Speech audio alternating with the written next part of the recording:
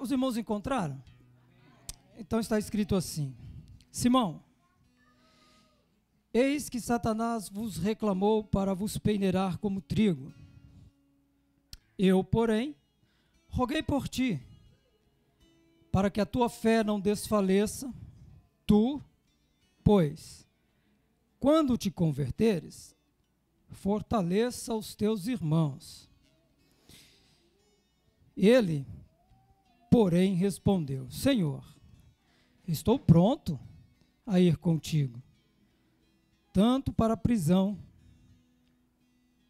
como para a morte. Mas Jesus lhe disse: afirmo-te, Pedro, que hoje 3 vezes me negará, que hoje 3 vezes negarás que me conheces, antes que o galo cante. Amém? Que Deus continue falando com todos, através da sua infalível palavra. Muito bem. O dia de hoje é bem propício para o texto que ora lemos.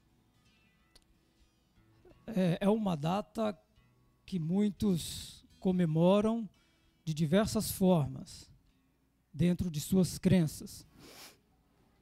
Quero traçar o caminho de Pedro até o momento de sua queda, ou até o momento em que ele nega ter conhecido e convivido com Cristo, pelo texto que aqui está escrito.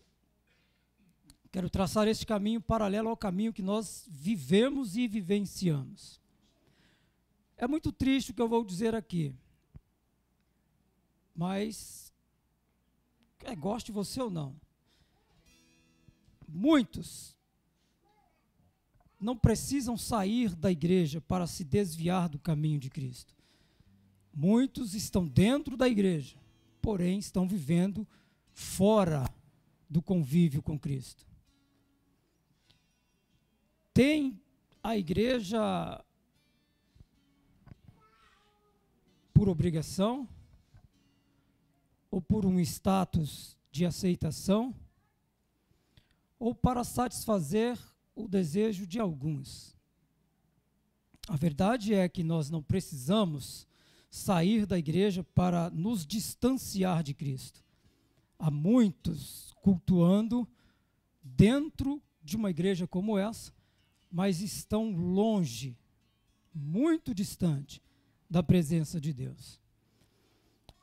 E é bem verdade que tudo que Deus permite que ocorra na nossa vida, Ele nos mostra antes de vivermos o que está para acontecer.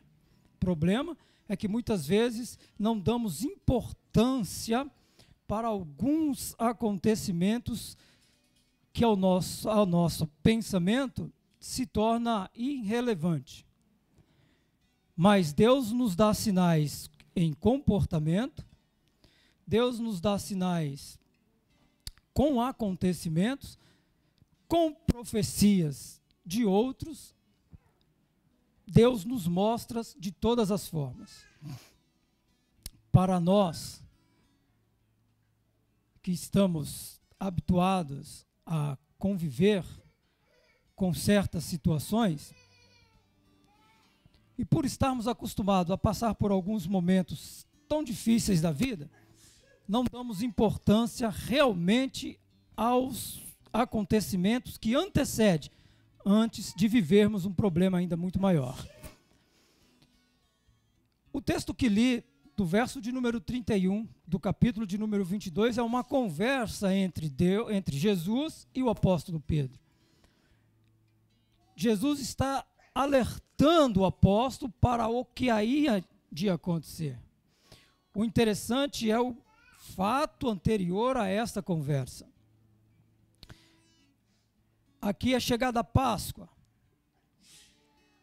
Fora o momento oportuno para a prisão de Jesus, porque todos estavam envolvidos nas suas comemorações, nas suas festas, no seu habitual comum. O julgamento de Jesus foi um julgamento injusto e fora da lei, porque fora feito pela madrugada, na calada da noite.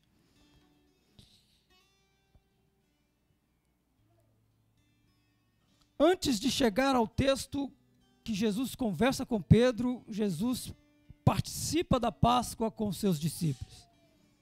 É celebrado a ceia, aonde é celebrado a comunhão entre Cristo e os discípulos, aonde Jesus trata da sua morte, do que havia de acontecer.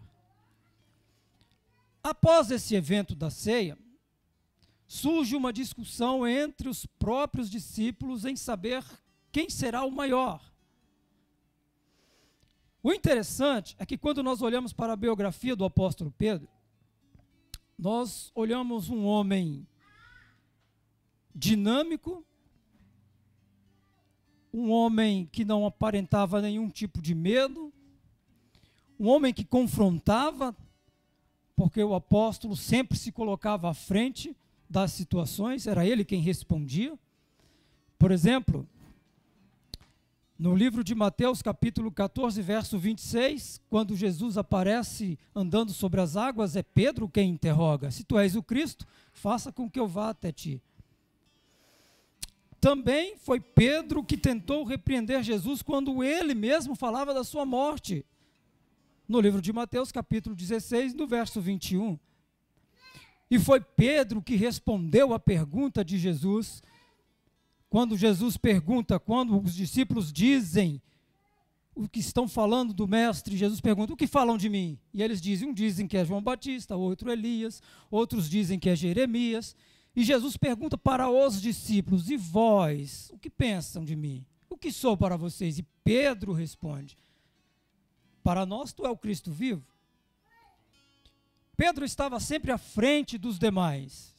Então eu entendo, por toda a história dos discípulos, que os próprios discípulos olhavam para o apóstolo e o enxergavam como um líder, como um apoio, como uma estrutura.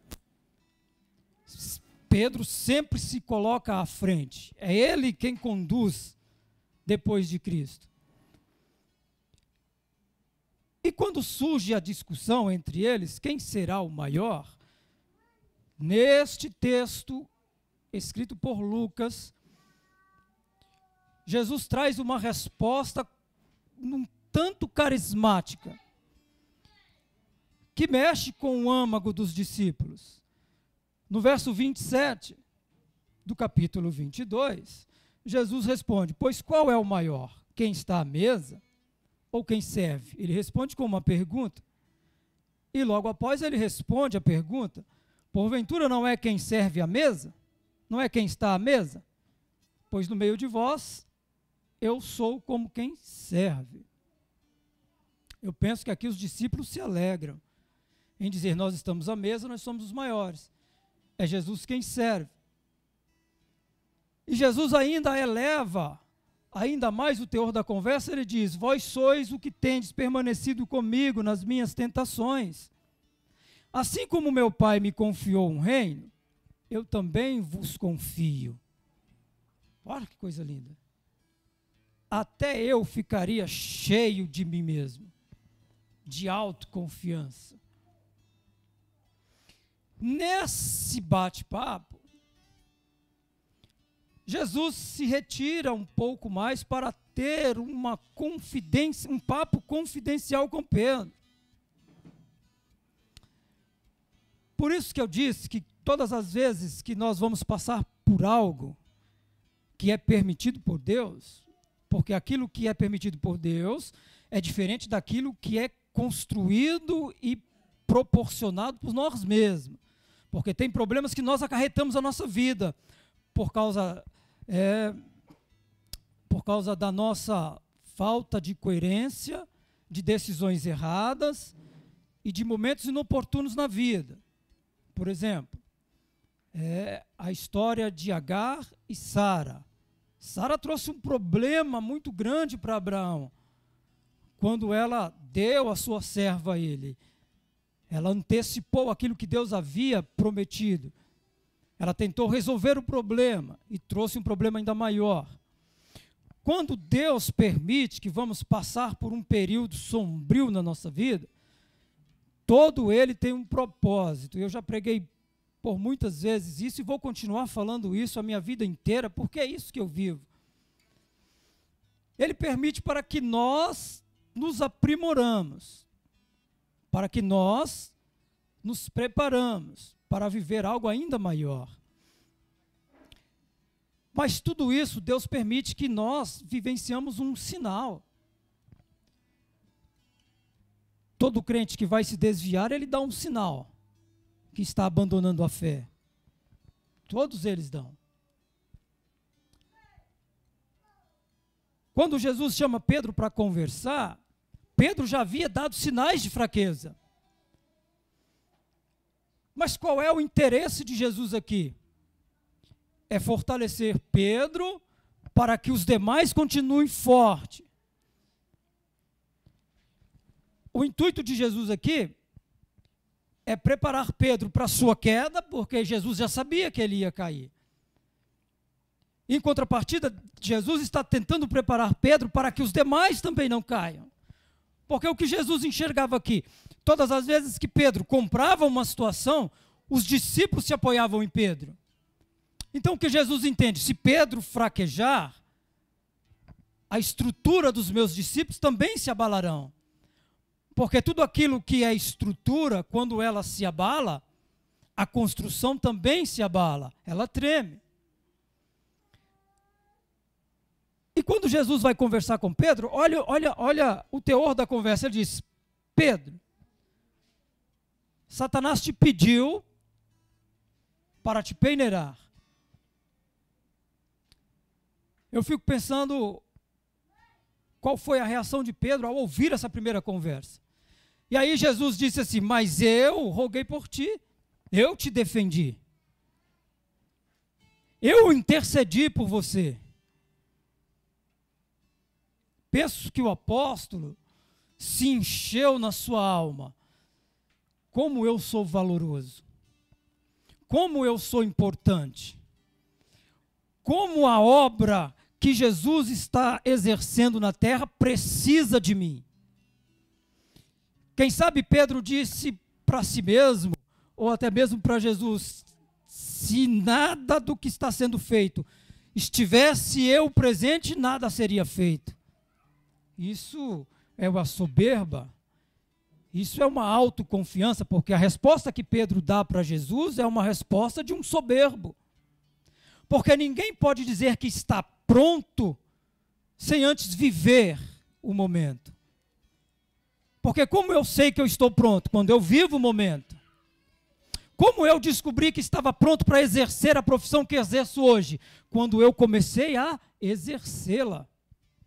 E corrigi aqui, corrigi ali, aprendi aqui, aprendi ali e cheguei onde cheguei. Era isso que Jesus estava falando para Pedro. Jesus estava tentando corrigi-lo. Porque quando Jesus disse assim: mas eu roguei em teu favor, eu te defendi, para que a tua fé não desfaleça. Jesus está dizendo que ele não estava preparado para passar na peneira a qual o diabo queria passar. Eu me lembro que eu estava no ministério do Ipiranga, quando me mudei de um bairro para outro, tive que trocar de igreja, e um pregador naquela noite pregava uma mensagem, e então Deus deu a ele uma revelação, e aí ele chamou a minha esposa. E lembro que nós já estávamos passando por um período muito ruim na vida. Muito ruim. E aí, a minha esposa foi lá na frente. Porque quando Deus levanta o profeta e diz: eis que Deus manda te dizer, aí você pensa o quê? Chegou a minha vitória. Chegou a minha bênção. Saí do cativeiro. Saí da luta. Era o que eu esperava. Aí o profeta levanta você e fala: Deus manda te dizer que você vai passar na peneira e você vai ser apertada. E aí a minha esposa disse: mas eu já estou na peneira. Entende? O que era que Jesus estava nos dizendo? Espera um pouquinho mais que ainda vai apertar. Jesus usou o profeta para estimular a nossa fé. Era o que Jesus estava fazendo com Pedro. Aí ele disse, mas tu, porém, quando você se converter, fortalece os meus filhos, fortalece os teus irmãos. Olha. Quando olhamos para o texto apenas de uma forma simples do teor de uma conversa, dá a impressão que há uma controvérsia. Porque Jesus diz para Pedro, eu roguei por ti para que a tua fé não desfaleça. Jesus está dizendo que ele é um homem de fé. E ao mesmo tempo Jesus disse, mas olha, te converta. Então o que é que Jesus está dizendo aqui? Tu está andando comigo todo esse tempo e ainda não se converteu. É isso que Jesus está dizendo para o apóstolo.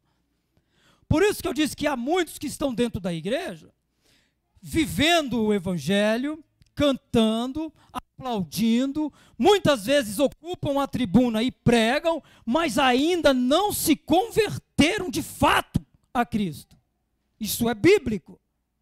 É bíblico. Por quê? Porque se você está enraizado com Cristo, está alicerçado na palavra, está compromissado com Ele, nada abala a sua fé, a sua estrutura não estremece. Nada muda o seu foco, nada te tira da presença de Deus. Porque eu disse que eventos como o dia de hoje é propício para que os caminhos se desvirtuem, porque a festa nos alegra.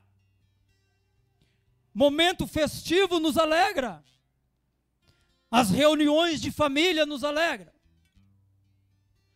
Mas há reuniões que nós podemos participar, há reuniões que não dá.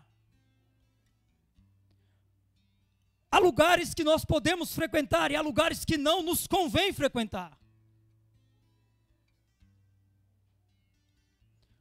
Porque lugares que não nos convêm, eles nos subjugam e nos remetem a pensamentos que não fazem parte dos pensamentos de Deus. E a carne aflora o desejo de conhecer o indesejável do Espírito, que é o mundo. Quando Jesus fala para o apóstolo Pedro, quando você se converter, fortaleça os teus irmãos. Jesus está dizendo para ele, tu andaste comigo todo esse tempo e não aprendeu nada, não me conheceu a fundo, não se entregou verdadeiramente a mim, porque não estás preparado para viver o que ainda há de vir. O maior alvo do diabo no mundo cristão é o jovem. Por quê? Porque é ele que abalam as estruturas familiares da igreja. É mais fácil para o diabo tirar um jovem daqui do que tirar o mais experiente ou o ancião da igreja. É mais fácil. É mais fácil o jovem se corromper na escola, se corromper na faculdade. Eu não estou dizendo que escola e faculdade corrompem ninguém, não estou dizendo nada disso. Nada disso. Não estou dizendo isso, mas eu estou dizendo que o mundo lá fora é mais propício a corromper o jovem do que os mais velhos, na fé. Porque eles têm desejo de conhecer o que eles vivem lá do lado de fora. E como lidar com uma situação como essa? Com sinais. Nós que temos filhos que ontem estavam na igreja e hoje está fora da igreja, eles deram sinais que iriam abandonar a fé. E por muitas vezes nós negligenciamos isso. Porque entendemos que temos autoridade. E enquanto temos autoridade, eles entendem e que tem que respeitar, porque a Bíblia diz que quando você honra pai e mãe, os seus dias prolongarão. E isso muitos pais, eu conheço alguns, que usam o texto para chantagear o seu próprio filho. E quando ele entende que é maior de idade, ele quer conhecer outros ares, então ele bate asa. Mas por outro lado, eu tenho um pensamento como o pensamento de Jesus. Eu vou na contramão daquilo que digo agora.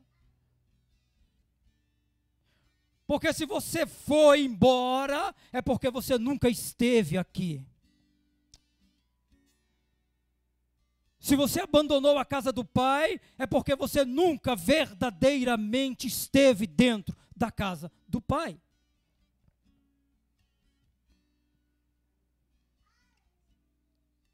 Por isso que Jesus disse ao apóstolo Pedro: tu estás comigo tanto tempo e ainda não se converteu. Então se converte. Agora vamos traçar o caminho do apóstolo até a conclusão daquilo que Jesus havia dito a ele, para ver se os sinais que o apóstolo Pedro demonstra que não são os mesmos que nós já convivemos dia a dia dentro da igreja. No grupo de adolescentes, no grupo da mocidade, no círculo de oração, na nave da igreja, na visita a uma casa, na visita a um lar. Como é que eu sei que o membro da igreja está afastando, está se desligando da igreja? Quando ele começa a faltar aos cultos, quando ele começa a faltar na escola, quando ele começa a não responder mais às mensagens de grupo. E esses sinais passam despercebidos por nós em alguns momentos da vida. E aí quando nós reunimos e falamos, vamos visitar o irmão, já é tarde demais. Já é tarde demais.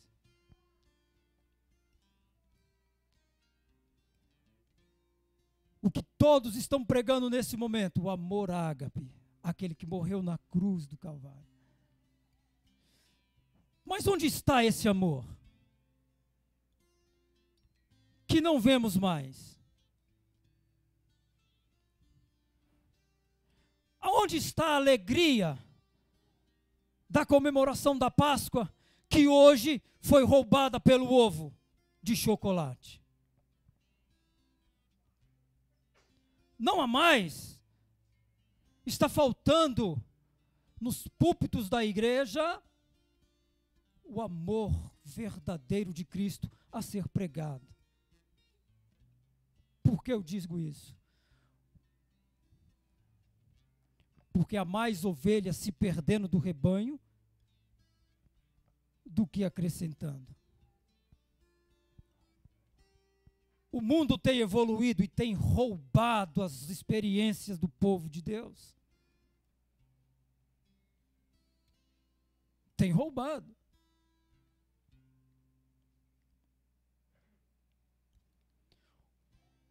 Qual era o propósito de Cristo na cruz do Calvário? Salvar. Mostrar ao mundo que só o amor pode salvar. Só a compaixão, só a comunhão. E quando Jesus fala para o apóstolo Pedro, quando tu se converteres, fortalece os teus irmãos. Pedro dá a resposta que muitos hoje responderiam: eu já estou pronto.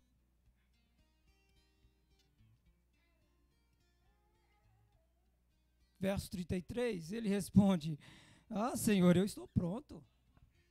Eu estou prontinho. Pronto a ir contigo para a prisão. E quer saber? Até para a morte. Eu estou pronto.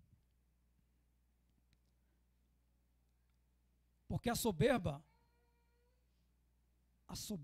ela nos engana. É muito fácil a gente dizer assim,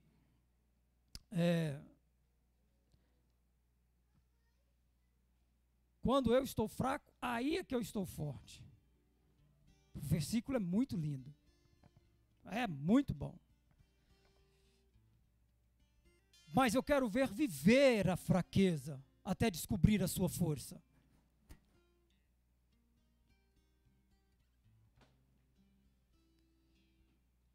E aí Jesus retalha a sua resposta dizendo: ó, eu vou afirmar a ti que hoje tu vai me negar 3 vezes.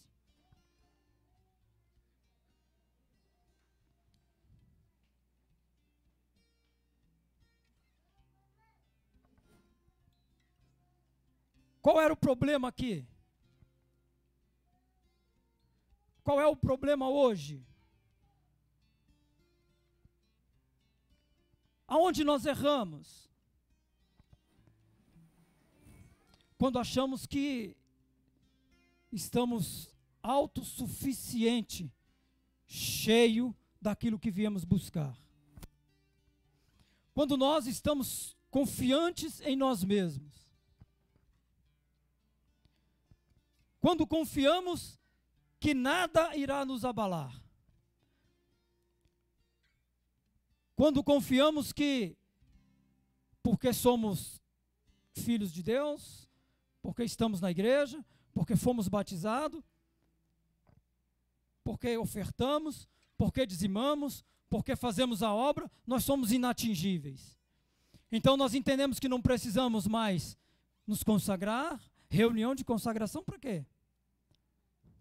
Não precisamos mais nos reunirmos para orar em uma só voz, como fazíamos no passado. Quando nós entendemos que não precisamos mais compartilhar com os nossos irmãos, como entendemos que não precisamos mais compartilhar as nossas amarguras, as nossas sofrências, as nossas solidão, porque nós entendemos que somos fortes. E aí entendemos que estamos prontos. Senhor, pode mandar o que for, porque eu estou pronto para viver aquilo. E aí sucumbimos na fé, caímos e culpamos Deus. Porque nem Jesus, pelo que nós lemos no texto a seguir, ele demonstra estar tão bem preparado para viver o martírio que iria passar por ele, porque ele vai pedir ao Pai uma solução. O problema de Pedro é que estava cheio de autoconfiança.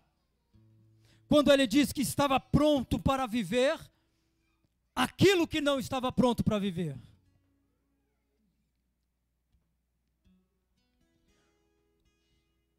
Quando eu saí agora à tarde para comprar algumas coisas, fui com um companheiro e ele disse para mim assim, me contou algumas situações que ele viu a respeito da minha vida. E aí ele me perguntou assim, como o senhor aguenta? Eu disse para ele, eu não sei. Eu apenas vivo um dia após o outro.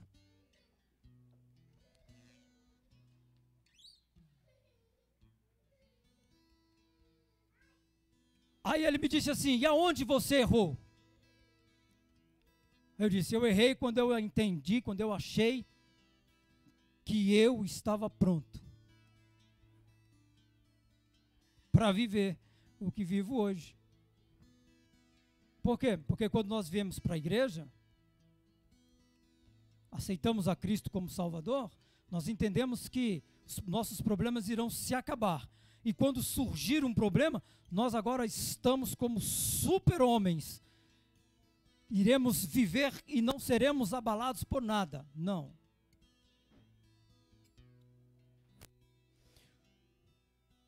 Quando Jesus disse, quando tu te converteres, fortalece os teus irmãos, Jesus está falando de fé, de compromisso. Jesus está falando de entrega. E sabe quando é que você vai entender o tamanho da sua fé? Quando você conseguir viver o tamanho dos seus problemas. Nós só vamos compreender o tamanho da nossa fé e a gratidão de Deus para conosco quando nós entendermos a nossa posição de cristão.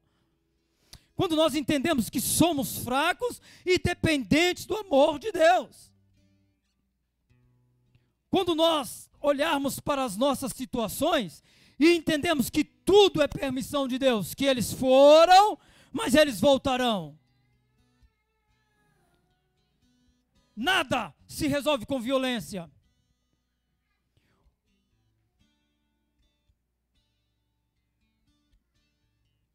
Quando Jesus sai com os discípulos para o monte do Getsêmani, no verso de número 39, Saindo, foi como de costume para o Monte das Oliveiras, e os discípulos o acompanharam. Chegando ao lugar escolhido, Jesus lhes disse: orai para que não entreis em tentação. Jesus conduz o caminho dos discípulos, os leva até o lugar de costume, e qual é a fala de Jesus? Orem para não cair em tentação.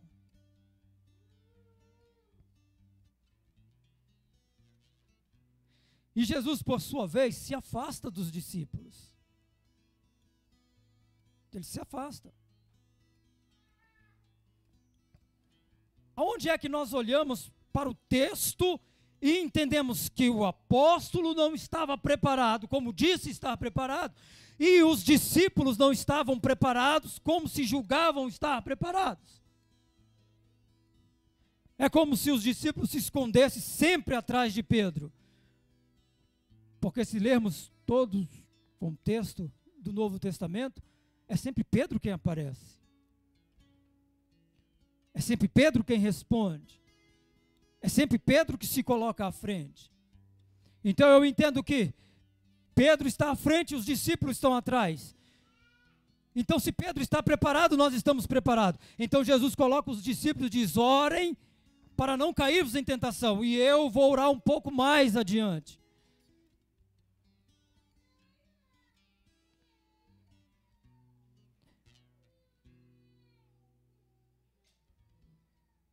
No verso de número 41,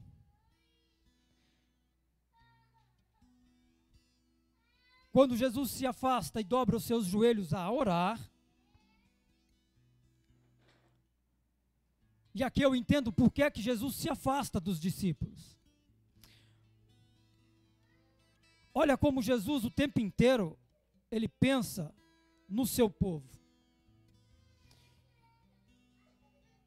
Olha como Jesus o tempo inteiro, ele se preocupa com a integridade espiritual dos seus filhos.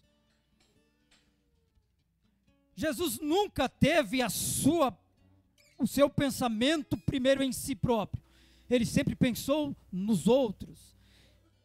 Aqui eu entendo por que Jesus não orou com os discípulos. Porque eu me perguntei muitas vezes quando li o texto, se Jesus leva os discípulos até o monte, como era de costume orar, por que ele não dobrou os joelhos com os discípulos e ali fizeram uma oração conjunta? Por que é que ele deixou os discípulos a orar e se afastou dos discípulos?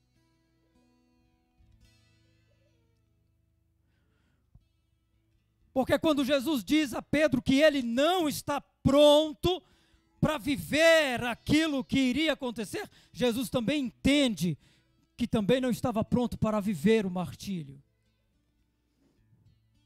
Mas Jesus não poderia demonstrar nenhum tipo de fraqueza para os seus liderados. Porque Jesus precisava estimular a fé daqueles que estavam, dos discípulos, para que eles pudessem se fortalecer para enfrentar o que havia de vir. Então, por que Jesus se afasta? E a Bíblia diz que quando Jesus se afasta,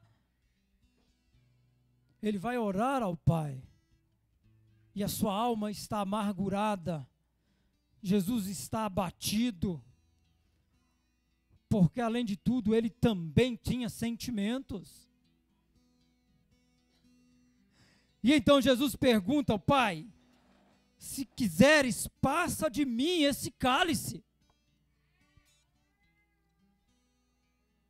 Imagina Jesus orando junto com os discípulos e falando essas palavras: Senhor, tira de mim esse peso. Pai, tira de mim esse cálice.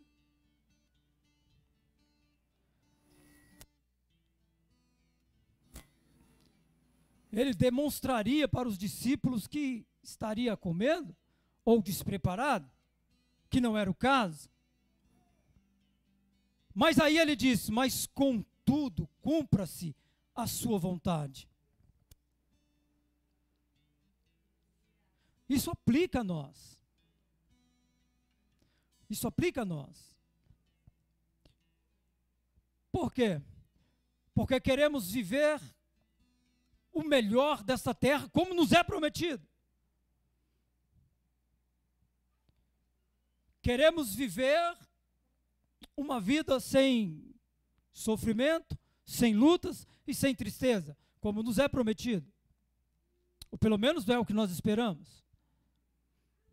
O que nós não queremos viver é a vontade de Deus. Embora ela seja perfeita e agradável, mas não é isso que nós queremos viver. E aí muitas vezes nós oramos e todas as nossas orações é direcionada para a nossa família. O sonho de um pai e de uma mãe é ver o filho se formar, terminar os estudos, cursar uma faculdade, se formar, se profissionalizar e exercer a sua profissão. Isso deveria ser a lógica. Mas nesta lógica, nesta caminhada, há um curso ao contrário, que faz parte da vontade de Deus. Eu tenho 3 filhos fora da igreja. E todos os dias eu espero a volta deles. Porque a vontade de Deus, ela tem que se cumprir de qualquer forma, gostando nós ou não.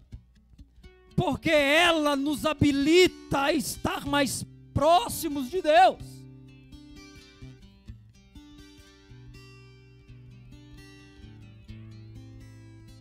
No verso de número 43, quando Jesus está orando e o seu suor começa a se misturar com pequenas gotículas de sangue, e aí você vai estudar lá os assuntos da medicina, e eles vão dizer que são aquelas fibras, aquelas veias bem fininhas, que estão encobertas pela pele, que ela explode por causa da sua angústia, do seu estresse, e aí ela se rompe, e aí então começa a surgir gotículas de sangue que se misturam com o suor. Jesus estava extremamente estressado, Jesus estava na maior profunda agonia, porque ele já sabia o que viria.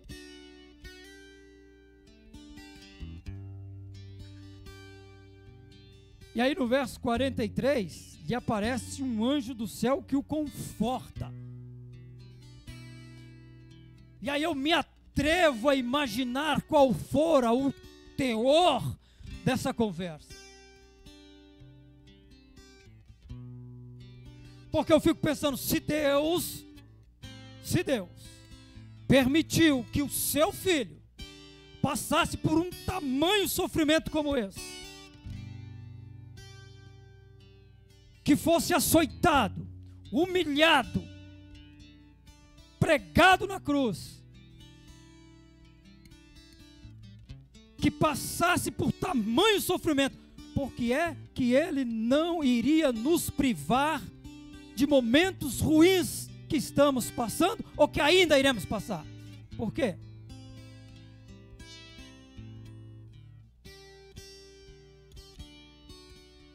Eu fico pensando qual fora o teor daquela conversa em que o anjo aparece para Jesus enquanto ele está orando, porque Jesus pergunta ao Pai e ele responde. E aí eu me atrevo a pensar, de repente o anjo pode ter descido e disse, ó, já tentamos de tudo e não tem jeito. Tem que ser você. Tem que ser você. Tu és o Cordeiro. Tu és o caminho. Tu és a porta. Que todos irão entrar. Eu penso que o anjo dizia para Jesus assim, ó, você é a porta aonde milhares irão entrar, mas em contrapartida, outros milhares também vão retornar. E muitos vão sair.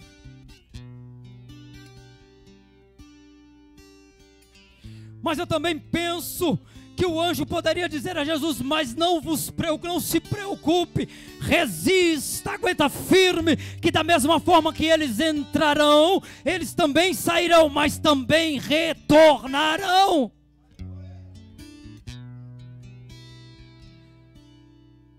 E hoje eu estava sentado aqui olhando para o louvor da igreja.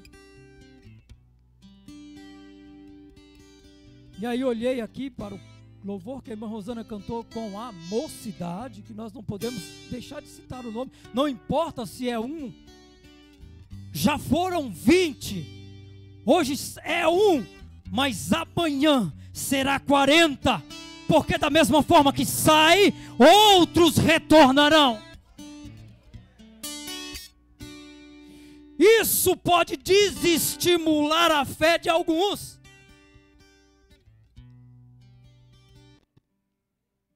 Desestimula. Outros podem sentar lá e dizer assim: eu não vou, porque só tem um. Quando tiver 10, eu irei.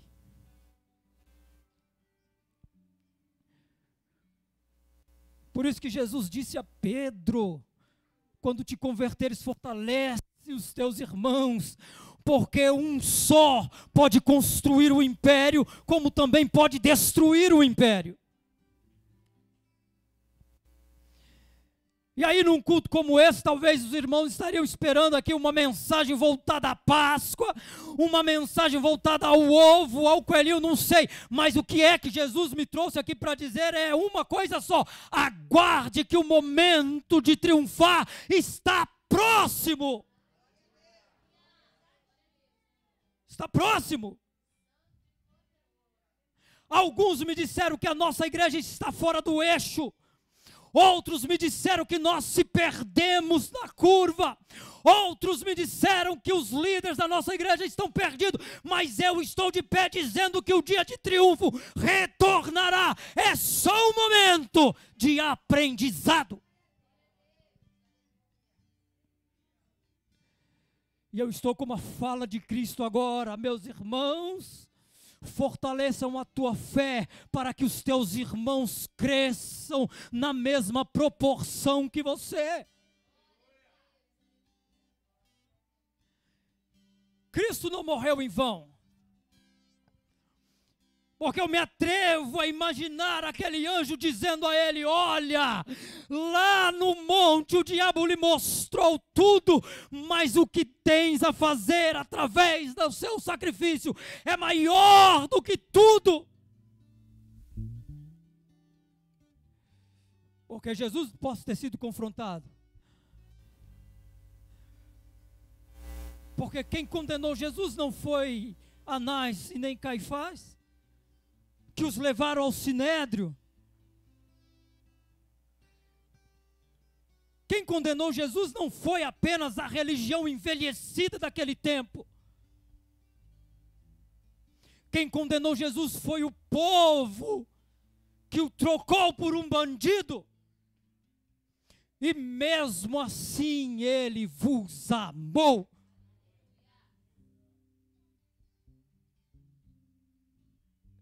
Então, muitas vezes, pais e mães aqui presentes como eu, choram o retorno de seus filhos. Irmãs que estão aqui há anos de joelho dobrado e o marido não aparece, e elas choram. O momento de triunfar está próximo. Eu creio nisso. Porque a morte do meu Cristo não foi em vão. Porque a porta, o caminho que enlargueceu no mundo e atraíram aqueles que estavam dentro para fora está se afunilando. A porta está se fechando. Em contrapartida, meu Jesus está aqui dizendo: tu fostes embora, mas eu te aguardo no seu retorno. Eu penso que o anjo dizia para Jesus assim: eu sei que é sofrido, Vanessa, eu sei que é dolorido, mas suporta, porque a vitória será maior.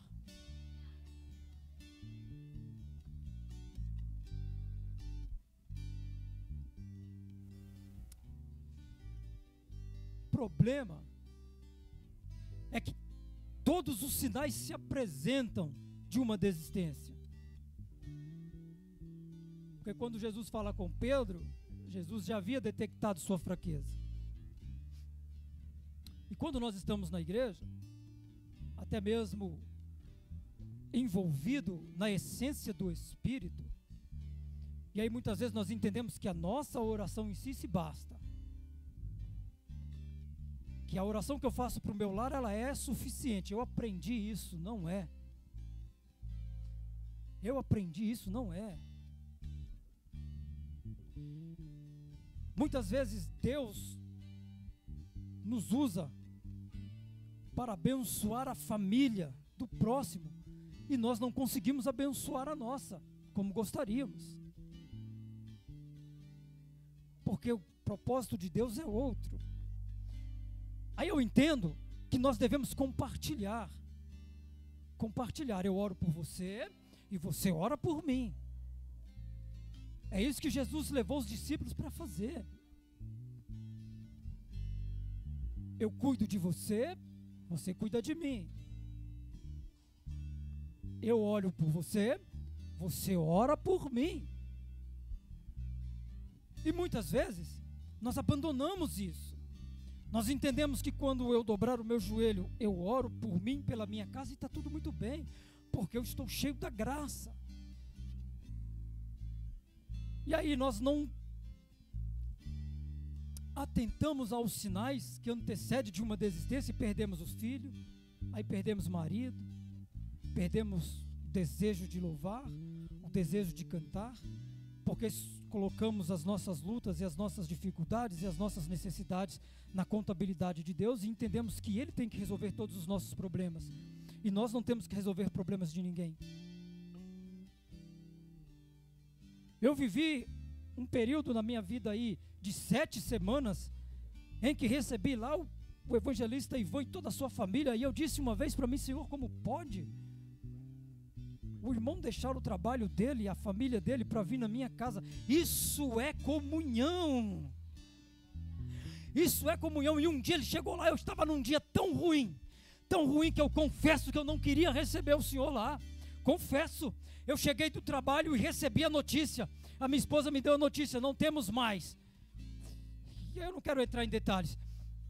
Aí eu abaixei a minha cabeça e fiquei tão amargurado, tão triste, tão dolorido, e eu falei dentro da minha alma: Senhor, até quando eu vou vivenciar isso? E eu não queria receber os irmãos lá, e eu disse assim: Senhor, coloca um empecilho aí, falando comigo mesmo, coloca um empecilho aí, algum problema aí que o irmão não apareça. Fechei a boca, o irmão estava lá na porta, e ele entrou, e ele me olhou e falou: o que está acontecendo? Eu confidenciei, e ele me acalentou com palavras tão abençoadas. Você está me entendendo? Deus, Ele complica as coisas. Então não importa qual seja o problema que você está vivendo. Um dia uma irmã aqui, eu não vou citar o nome dela, mas eu a amo de paixão, ela me abraçou chorando e falou: irmão, como é que o senhor aguenta? E eu disse para ela: minha irmã, da mesma forma que eu aguento, a senhora também vai resistir. Porque Deus não morreu em vão. Ele não morreu em vão. E quando a senhora estiver para sucumbir, Ele mandará o socorro. É assim que Ele faz comigo. Quando Ele percebe que a minha cruz está para cair, Ele prepara o socorro. Porque o irmão foi lá e me trouxe tanta palavra de conforto. É isso que nós fazemos. É isso que Jesus está pregando aqui, ó. Fortaleça os teus irmãos. Se compadeça da dor do seu irmão. Procure notícia, busque. Se amanhã ele não veio, liga, pergunta por que se afastou, porque isso é sinal de fraqueza. Não é assim na escola. Quando o aluno começa a faltar, a professora não liga: ó, já tem um número excessivo de falta, o que está acontecendo? Porque é a responsabilidade dela, essa é a nossa responsabilidade. Quando os discípulos estavam discutindo aqui: Senhor, quem será o maior? Jesus trouxe uma palavra de carinho, de conforto, e mostrou a eles: olha, o reino que me é dado será passado para vocês, a responsabilidade que eu tenho aqui será entregue a vocês. Jesus está dizendo para os discípulos: é responsabilidade sua acalmar os demais, é responsabilidade sua visitar os enfermos, é responsabilidade sua procurar aquele que se afastou, é responsabilidade sua buscar entender o porquê que ele desapareceu.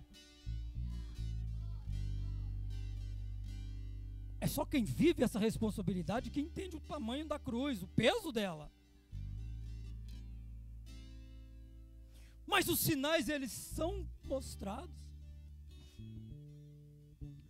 Principalmente quando ele se dá por violência.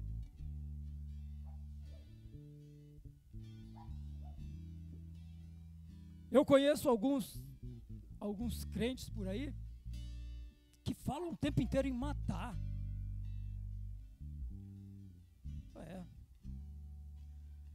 Falam o tempo inteiro em matar.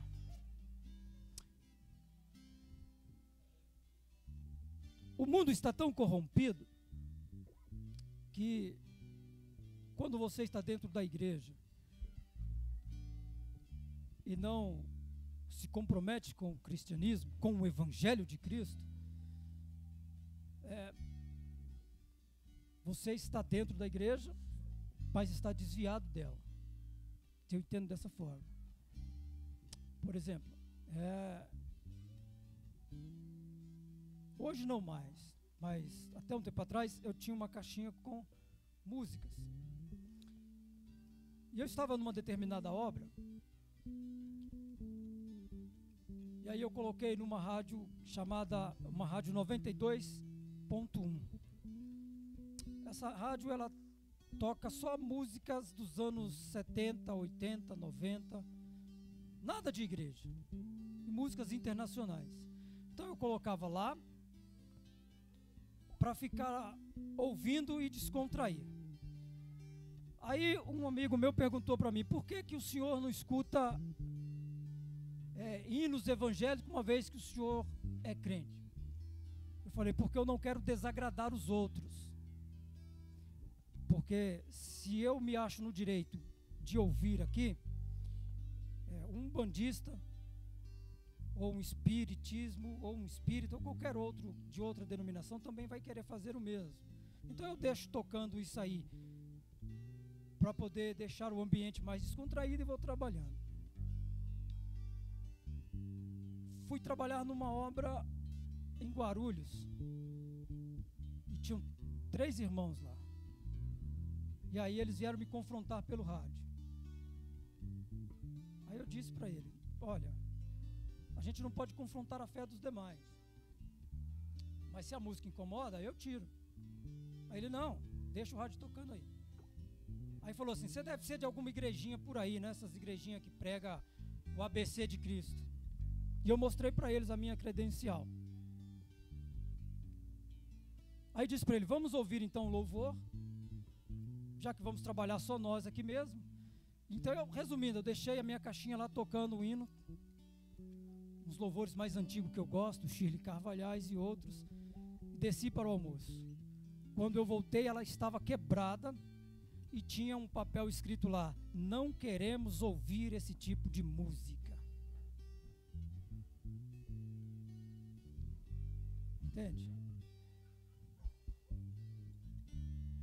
Isso é triste. Isso é muito triste. Por que eu digo isso?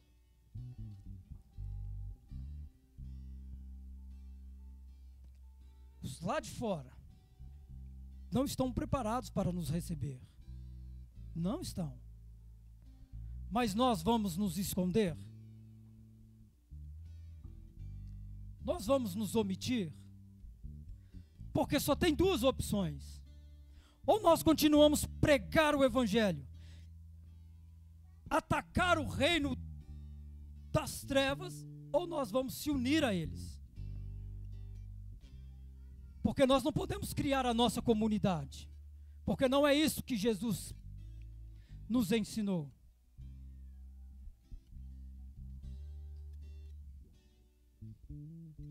E sabe quem quebrou? E quem escreveu? Foi o mesmo cristão que me pediu para colocar a música. É isso que eu não entendo. o mesmo que me confrontou, o mesmo que fez e que quebrou. Porque são pessoas que estão dentro da igreja, mas ainda não se encontraram com Deus.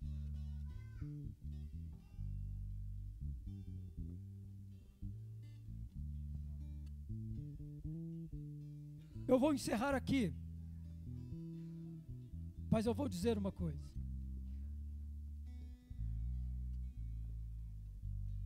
Quando Jesus retorna com seus discípulos e o encontra dormindo,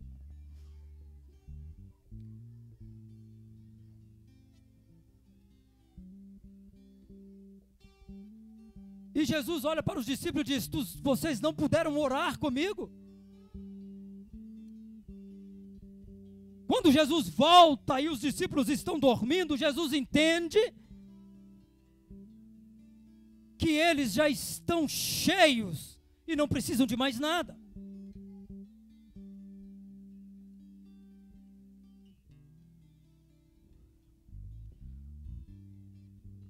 Por que é que muitas vezes nós perecemos? Porque no momento de orar, nós estamos dormindo. No momento de apresentarmos a Deus, nós estamos dormindo.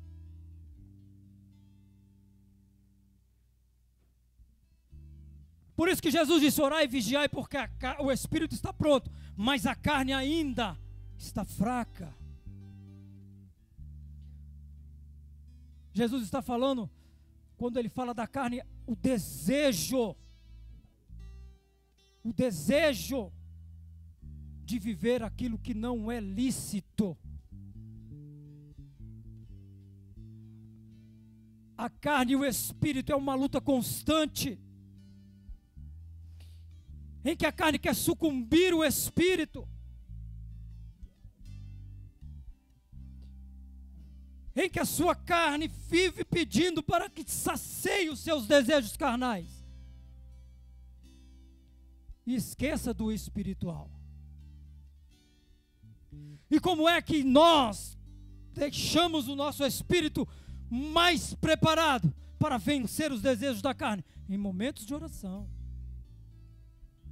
Eu entendo que quando Jesus deixa os discípulos ali e se afasta para orar, eles também deveriam orar incessantemente, porque o Pai estava em agonia.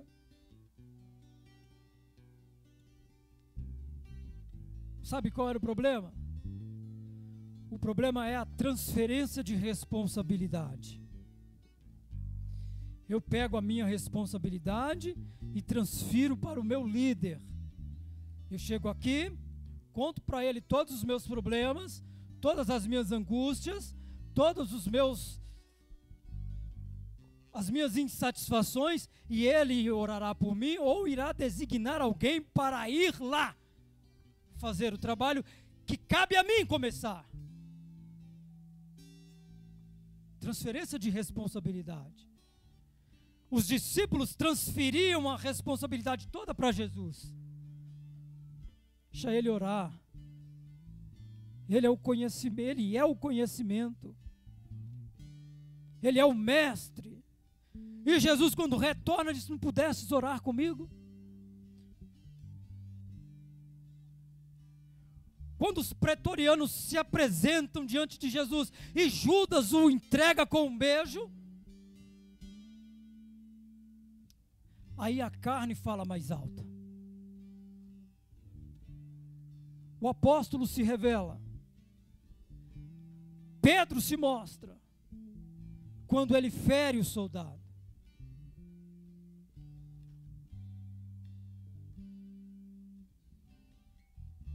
E quando Jesus, eu nunca entendi isso, até um certo ponto, até um certo dia, porque Jesus vai lá e conserta o ferido. Como ninguém vê isso? Como ninguém viveu isso naquele momento? E Jesus manda embainhar as espadas, porque quem fere com ferro será ferido. Como um homem que prega o amor,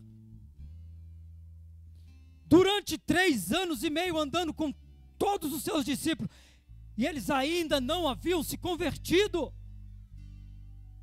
Porque Pedro deixa a carne sucumbir o espírito e se usa de violência.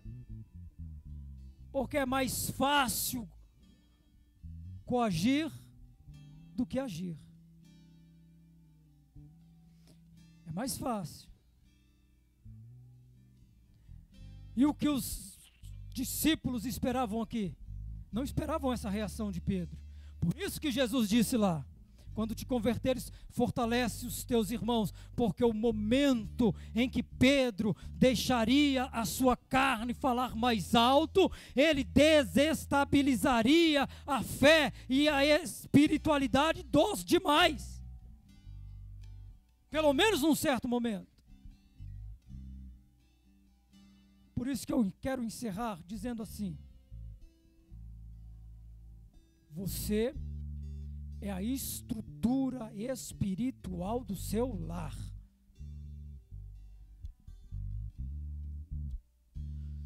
Todas as vezes que renegarmos um estágio da nossa vida, é como se estivesse negando o ato da cruz de Cristo. Porque Ele mesmo disse: em meu nome venceremos todas as coisas.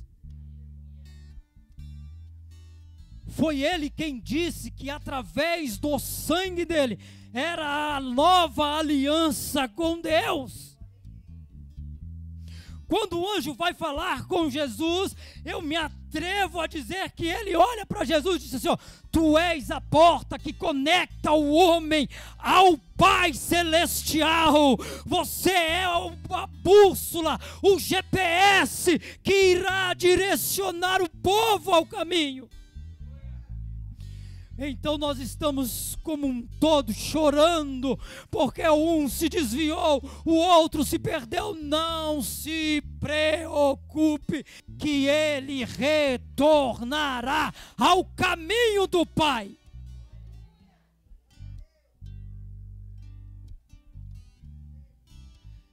E como é que eu tenho que agir?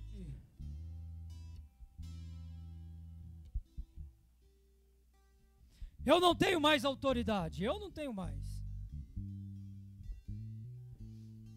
E aí você pergunta: como é que eu tenho que agir? Joelho no chão e oração.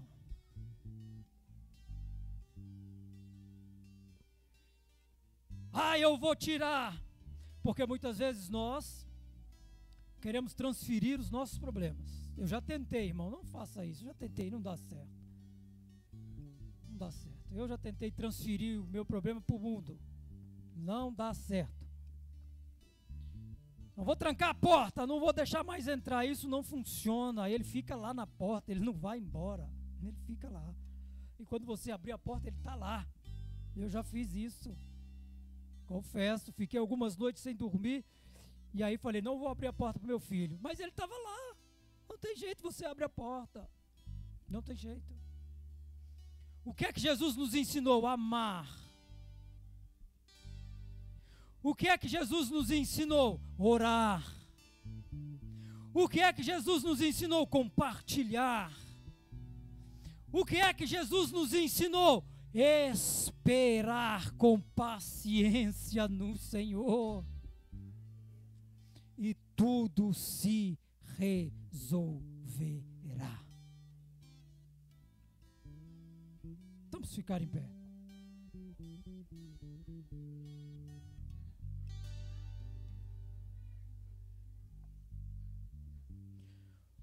Hoje, pelo menos parte do mundo celebra a ressurreição de Cristo. É triste o episódio. É triste. Porque essa data só é lembrada nesse dia. Esse acontecimento da ressurreição, da morte, do Calvário só é celebrado nessa época. Amanhã já não se fala mais na crucificação. Hoje muitos estão se abraçando, muitos estão se confraternizando, e amanhã eles estão se matando.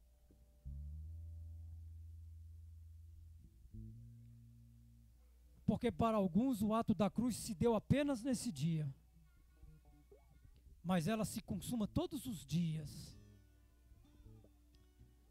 Todos os dias.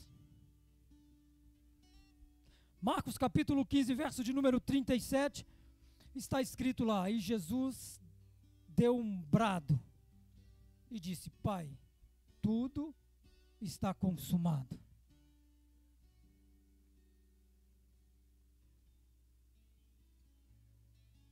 Mesmo que hoje seja o momento que você não gostaria de estar aqui, mas é o momento que Deus preparou para que você estivesse aqui. Nenhum de nós merecíamos estar aqui, nenhum de nós.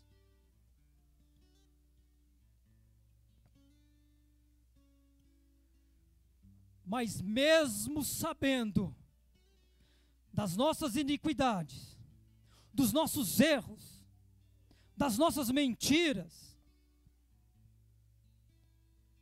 Ele deu a vida por amor de nós. Mesmo sabendo em que em alguns momentos nós iríamos repudiá-lo, em alguns momentos nós iríamos deixar de amá-lo, em alguns momentos nós iríamos nos afastar da sua presença, Ele estendeu os seus braços, as suas mãos e disse: eu estou aqui por você.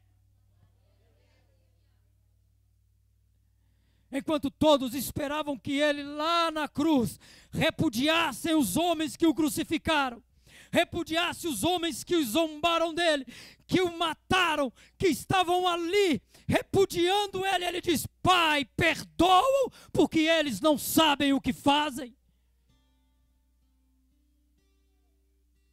E mesmo quando nós erramos, mesmo quando nós negligenciamos, Ele intercede por nós, dizendo: Pai, perdoa.